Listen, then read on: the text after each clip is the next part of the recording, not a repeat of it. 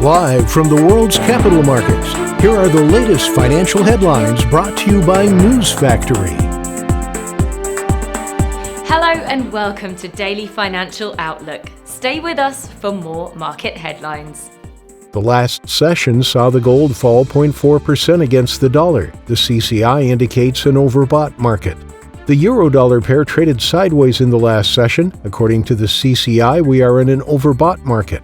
The pound-dollar price remained largely unchanged in the last session. According to the stochastic RSI, we are in an overbought market. The Aussie dipped a slight 0.2% against the dollar in the last session. The RSI is giving a positive signal. Coming up, our chief analyst's choices for today.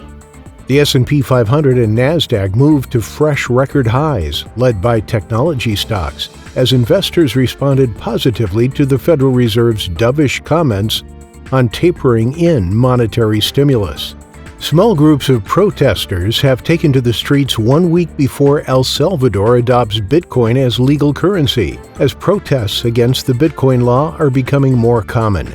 Amazon.com Inc. has asked India's market regulator to order the withdrawal of conditional approval given to its warring partner, Future Group's $3.4 billion retail assets sale. Those were today's major economic events, and now moving on to world financial headlines. Australia's AIG Performance of Manufacturing Index will be released at 22:30 GMT. Australia's current account balance at 1:30 GMT. Japan's housing starts at 500 GMT.